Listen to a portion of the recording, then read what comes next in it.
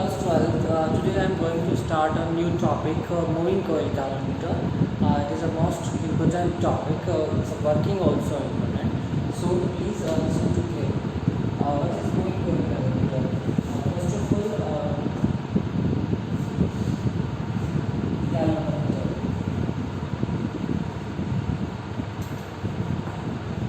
कैलोमीटर क्या है? कैलोमीटर एक ऐसी डिवाइस है जिससे आप मेजर करेंगे किसी भी सर्किट में करंट है या वोल्टेज। सो कैलोमीटर इंट्रोडक्शन कीजिएगा। It is a device, it is a device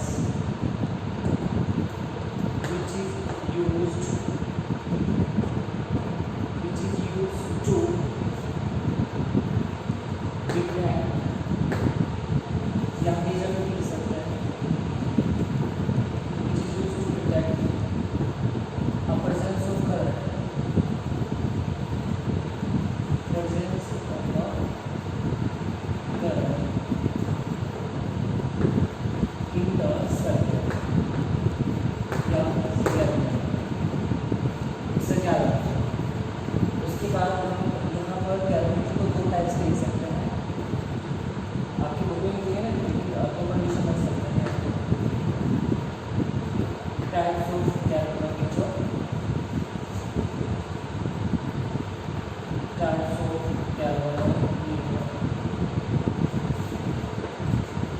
एक होता है मूविंग कॉइल कैलोमीटर, मूविंग कॉइल कैलोमीटर। एक आता है मूविंग मैग्नेट वाला आता है, इसमें तो कॉइल मूव करेगी, मैग्नेट फिक्स रहेगी। और इस वाले में मैग्नेट मूव करेगी, कॉइल फिक्स रहेगी। Moving magnet galvanometer. सो ये कैलोमीटर है। अभी मैं आपको पहले दिखा रहा हूँ।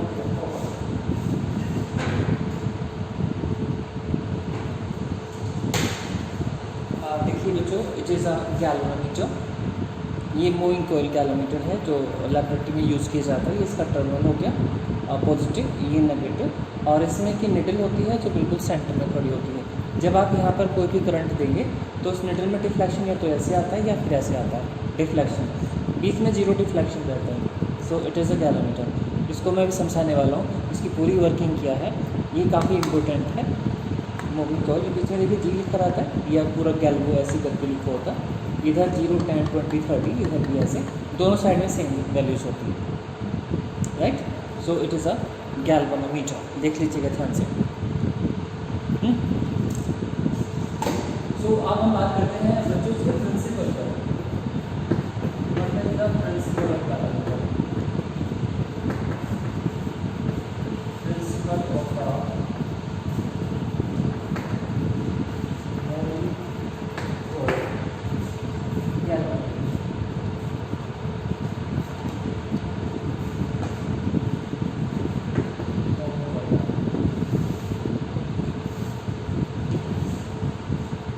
प्रिंसिपल जैसे हमने कल डिस्कस किया था कि जब कोई कॉइल जैसे कि मैग्नेटिक फील्ड है और इस मैग्नेटिक फील्ड में आपने यहाँ पर ये मैग्नेटिक फील्ड है और इसके अंदर कोई करंट कैरिंग कॉइल को आपने रख दिया ऐसे। सो करंट कैरिंग कॉइल, इसमें करंट पास हो रखा है वैसे करंट से जहाँ पर आपने बैटरी लगाया है। सो जब इसमें आप करंट पास कराएंगे तो उसमें टॉर्क प्रोड्यूस होगा। तो देखिए मैग्नेटिक डायरेक्शन ये है और मैग्नेटिक मोमेंट वो बाहर को टॉर्क लगा के होता है। देखिए ये मैग्नेटिक मोमेंट हो गई, ये मैग्नेटिक फील्ड हो एम, और ये पी, एम क्रॉस पी ऐसे मिला है तो उसमें टॉर्क प्रोड्यूस होगा।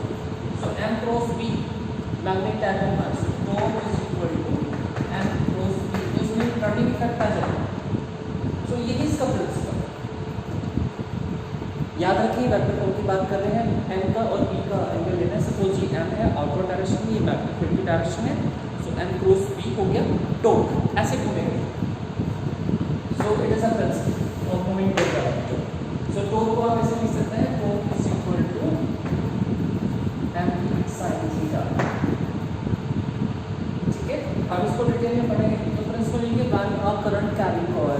is placed in a uniform magnetic field, it experiences a torque that is mv sin theta या m cross v. ठीक है, टॉर्क मैक्सिमम कब होगा when theta is 90 degree, and zero कब होगा when थीटा पूरा sine theta जो हो गया ये आपका जीरो हो जाएगा, तो टॉर्क जीरो होगा, थीटा जीरो पे साइन जीरो जीरो होता है. So it is a principle. So when we can write when a current carrying coil is placed in uniform magnetic field, it experiences torque m cross v or mv sin theta. So write down this.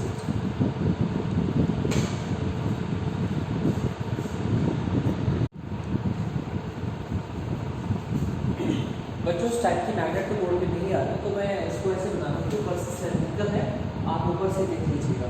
तो ये cylindrical magnet जिसके cylindrical board होते हैं उस stack की magnet use करते हैं आपको, और इसके अंदर एक सिलेंडर यूज करना है. एक सिलेंडर लेना है, सिलेंडर, और यहाँ पर इसका एक स्पीडर होता है जिससे बना हुआ होता है स्पीडर, इसका एक्सेस भी होगा, और ये एक आउटर फ्रेम के साथ अटैच होता है. ये एक आउटर फ्रेम हो गया, आउटर फ्रेम.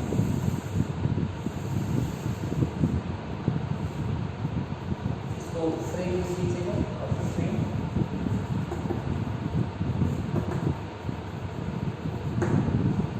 ये सिलेंड्रिकल मैग्नेट हो गया, सिलेंड्रिकल मैग्नेट.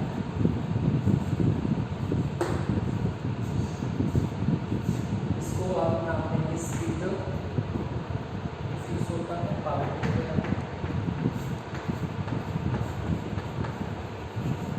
या सॉकेट भी बोल सकते हैं. और ये होगा जो ये वाला सॉफ्टवेयर आ सकते हैं.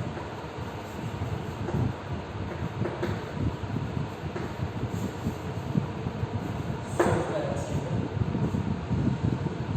अब यहाँ पर इसके ऊपर एक फ्रेम होता है, एक फ्रेम होता है, उस पर ये एक वायर लगा होता है इस सिलेंडर के ऊपर. उसको ऐसे बनाना है सिलेंडर की कंडीशन, इसके ऊपर वायर लगे हुए हैं, तो यहाँ पर इसमें एक फ्रेम लगा होता है.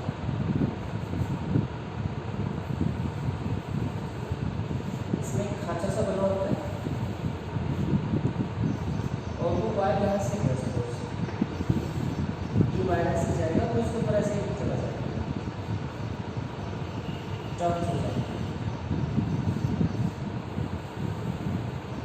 बहुत सारे टर्न्स होगा, ये ऐसे करके यहाँ से बाहर आ रहा है. और यहाँ पर हो गया इसके टर्मिनल्स T1 एंड T, और यहाँ पर एक स्प्रिंग लगा होता है एयरलाइन स्प्रिंग. यहाँ पर ही बना दीजिए एयरलाइन.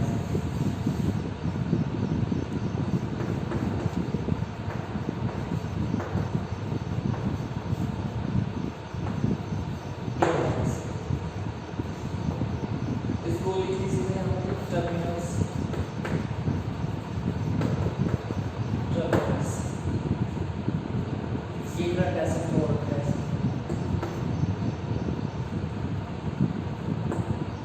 मैं ऊपर से रन कर रहा हूँ, मुझे थोड़ा सा डायग्राम को पूरा कर दीजिए.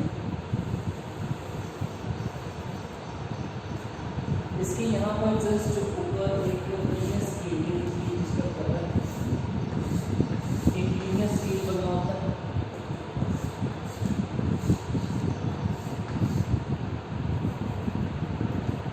लीनियर स्केल, इसमें जीरो मिडिल में होता है, और ऐसे ऐसे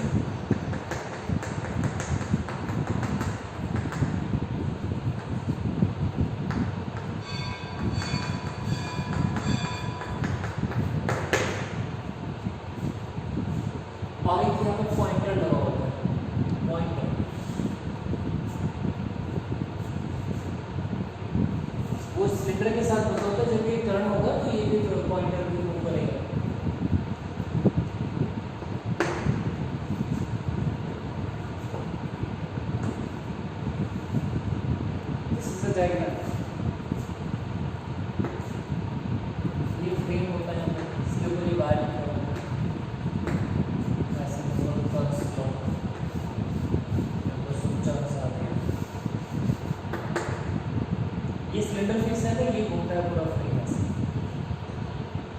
and it is a pointer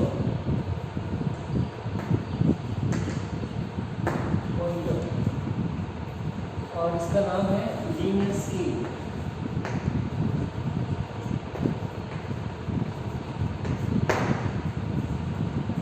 linear scale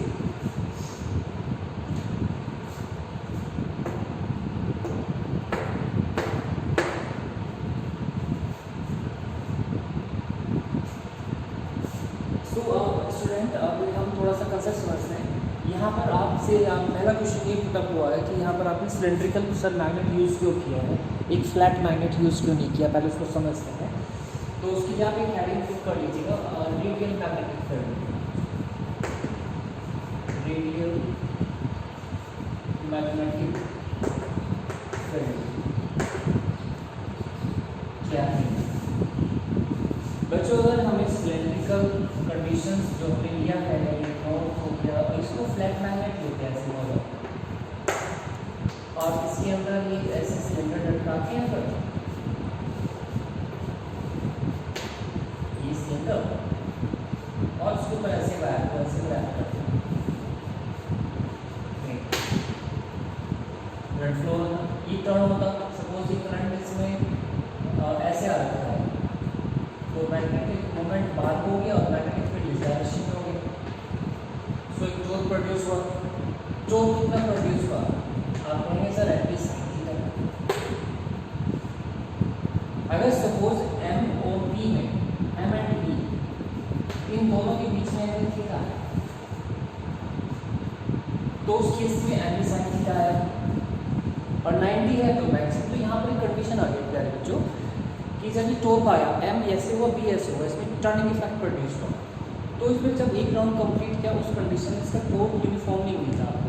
देखिए एंगल बार बार वैरी कर रहा है, जब 90 पे होगा तब तो टोर्क मैक्सिमम मिलेगा, जब 90 के बाद मतलब 0 से 10 20 30 40 ऐसे एंगल चेंज होगा तो इसका टोर्क वैरी करेगा। तो उस कंडीशन में आपको यहाँ पर जो एक लीनियर कंडीशन है, जो डायरेक्टली प्रोपोर्शनल वाली कंडीशन है कि आपने करंट इतना के इतना डिफ्लेक्शन है, वो आपको नहीं मिलेगा। मतलब यहाँ पर आपको एक कॉन्स्टेंट टोर्क नहीं मिलेगा, क्योंकि ये एंगल बार बार इसके एरिया वेक्टर के साथ मतलब मैग्नेटिक मोमेंट के साथ बार बार चेंज होता रहेगा। एक बार मैक्सिमम होगा फिर 0 होगा फिर उसके बीच में वेरिएशन होगा, उसकी वजह से आपको टोर्क यहाँ पर कांस्टेंट नहीं मिलेगा। सो ये इसलिए आप इस फ्लैट मैग्नेट को यूज़ नहीं करेंगे, ठीक है। तो इससे दिक्कत आएगी, आपको एक यूनिफॉर्म मोशन नहीं मिलेगा। हम ये चाहते हैं कि इस तरह से साइन थीटा की वैल्यू 1 हो जाए, मतलब हमेशा थीटा 90 डिग्री रहेगी।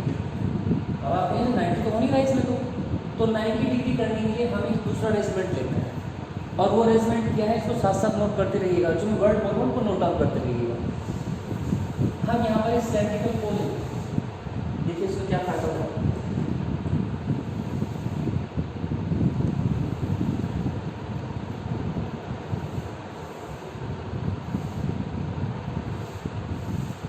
इस टाइप के पोल होते हैं, ये इसका टॉप व्यू है। अगर आप ऊपर से छापे देखेंगे तो आपको ऐसे दिखाई देगा, ठीक है।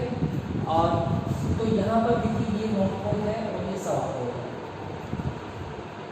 साउथ ये इसका सेंटर। अभी जो सिलेंडर है वो भी आपको दिखाई देगा। तो इसमें एक्चुअली यहाँ से जो मैग्नेटिक फील्ड लाइंस निकलेंगी वो हमें ऐसा फील होता है जैसे मैग्नेटिक फील्ड लाइन यहाँ से, तो ये ऐसे साउथ साइड हो गया, तो उसमें जो मैग्नेटिक फील्ड लाइंस होगी वो हमें ऐसा फील होता है कि जैसे वो इसके सेंटर की ओर जा रहे हैं, अलॉन्ग रेडियस है और रेडियस से बाहर निकलती फील होती है। इस टाइप की मैग्नेटिक फील्ड लाइन का पैटर्न होता है, पूरा बंच ऐसे जा रहा है और फिर ऐसे बाहर निकलता हुआ, ऐसे पता लगता है कि ऐसे बाहर ये इफेक्ट इस टाइप से होगा। अब इनका हमें क्या बेनिफिट होगा इस टाइप की फील्ड को, क्योंकि सभी magnetic field line along radius है, इस टाइप के फील्ड को हम रेडियल मैग्नेटिक फील्ड कहते हैं। अब उसको थोड़ा सा और दोबारा समझिए। अब इस सिलेंडर ही बना लो उसको टॉप व्यू,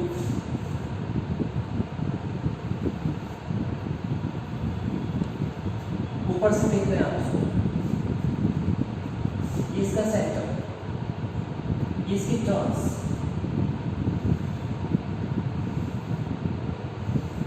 और ये इसका एरिया वेक्टर, ये दोनों की डायरेक्शन होगा। कॉइल जो टर्न्स ऑन द प्लेन। अब यहाँ से मैग्नेटिक फील्ड लाइन ये ऐसे बनाओगे, ये वाली मैग्नेटिक फील्ड लाइन सभी अलग रेडियस है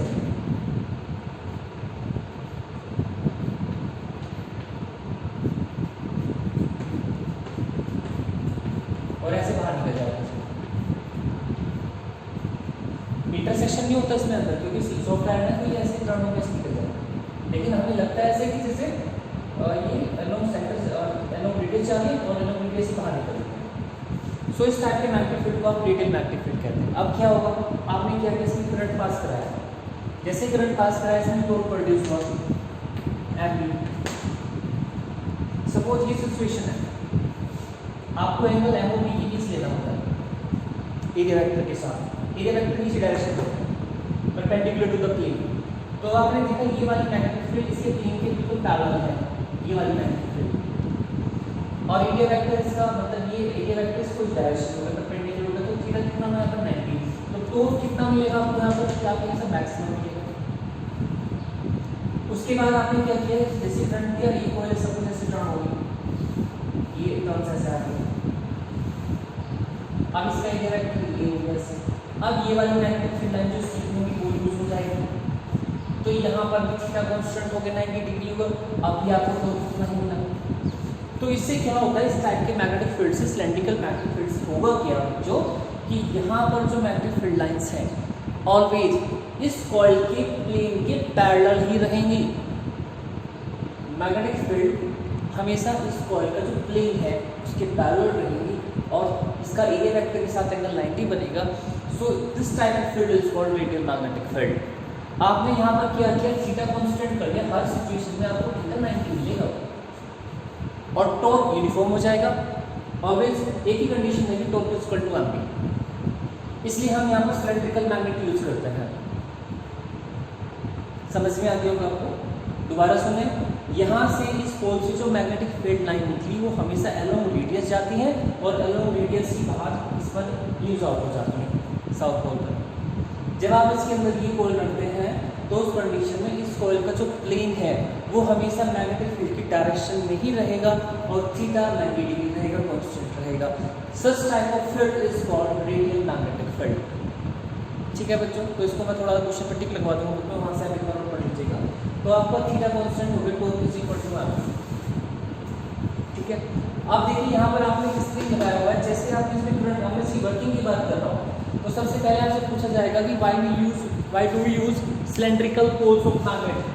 सो आपका आंसर होगा सर, इस सिलेंड्रिकल मैग्नेट हम इसलिए यूज करते हैं सर क्योंकि सर इसका जो कॉइल का प्लेन है वो ऑलवेज मैग्नेटिक फील्ड की डायरेक्शन में रहता है एंड देन थीटा से परपेंडिकुलर मतलब 90 डिग्री रहता है और सर उस कंडीशन में टॉर्क हमें हमेशा मैक्सिमम मिलता है। So we use radial magnetic field cylindrical poles of magnet. इससे आपका थीटा कांस्टेंट हो जाता है by using cylindrical poles of magnet. तो हम के शेप है का। उसके बाद देखिए बच्चों, आपने जैसे कॉइल ऐसे रखी, मैग्नेटिक मोमेंट्स बाहर हुआ एरिया वेक्टर और मैग्नेटिक फील्ड डायरेक्शन में करंट दिया तो m cross b, right hand thumb rule, m cross b ऐसे टर्न हुआ तो टॉर्क प्रोड्यूस हुआ। तो जैसे ही कॉइल में ऐसे टॉर्क आया, ऊपर जो स्प्रिंग लगा हुआ है ये वाला, ये एकदम से उल्टा ट्विस्ट होगा, तो एक टॉर्क तो प्रोड्यूस हो गया करंट की वजह से mb, इसको क्या लिख सकते हैं आप NIAB, ये वर्किंग चल रही।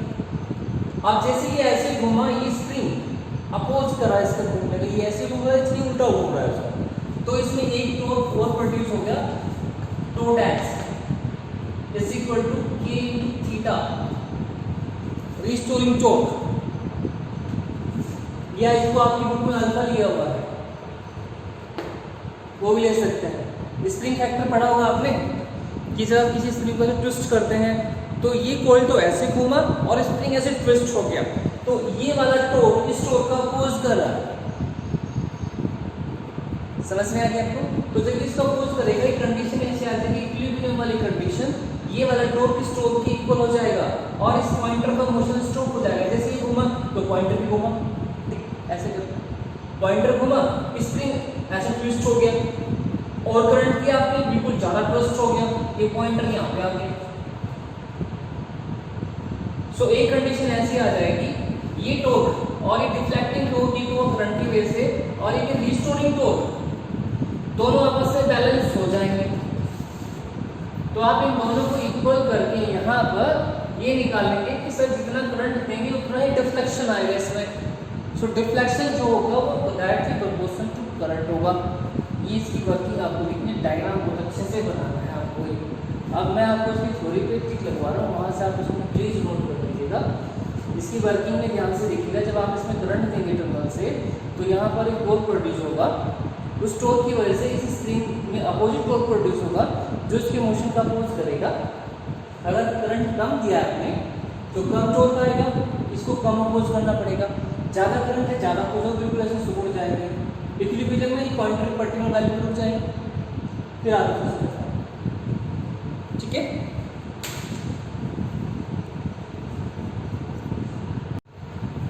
बच्चों अब मैं आपको मूविंग कोइल गैल्वेनोमीटर का पार्ट दिखा रहा हूँ कैसे कैसे होता है इसमें। देखिएगा, ये तो हो गया solid frame, it is a pointer, ध्यान से देख लो, ये पॉइंटर।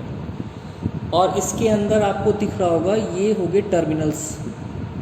इसके अंदर ही सिलेंड्रिकल दिख रहा होगा, ये पूरा सिलेंडर देखो, पूरा अंदर इसको चेक कर लो ध्यान से। और उसके ऊपर एक फ्रेम लिपटा हुआ कोयल का, ये देखिए कोयल का फ्रेम लिपटा हुआ है इसमें। और जब आप यहाँ से करंट देंगे, यहाँ से, तो करंट इसमें होता हुआ इसमें जाएगा, तो इसमें ऐसे डिफ्लेक्शन होगा। देखिए क्या चीज़ घूम रही, चेक कर लें। देखो सिलेंडर फिक्स है, यहाँ से करंट देंगे इसमें डिफ्लेक्शन आएगा। और स्प्रिंग आपको शायद ये रहा स्प्रिंग जो ट्विस्ट होगा, ये स्प्रिंग देख लीजिएगा, ये स्प्रिंग है। अरे देखो ये रहा, ये पॉइंटर हो गया, ये पूरा फ्रेम हो गया।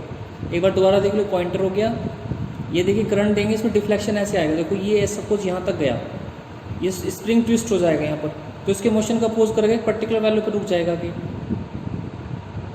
ठीक है। तो यहाँ पर दो टॉर्क हो गए, एक तो करंट की वजह से आएगा इसमें ऐसे, इस कॉइल में ये आएगा, और एक ही स्प्रिंग का। तो दोनों टॉर्क को इक्वल रखेंगे। ये सब कुछ देखो फिक्स होता है, ये सब फिक्स होता है, फ्रेम्ड है पूरा, बस दो चीज़ घूमेंगी यार। देखो ये रहा फ्रेम इसके अंदर, ठीक है। तो ये है इसका पार्ट। अब मैं बाकी इसको बुक में टिक लगवा रहा हूँ, वहाँ पे इसको कर लीजिएगा, वर्किंग लिख लीजिएगा। और ये डायग्राम बहुत बढ़िया से बनाया आप।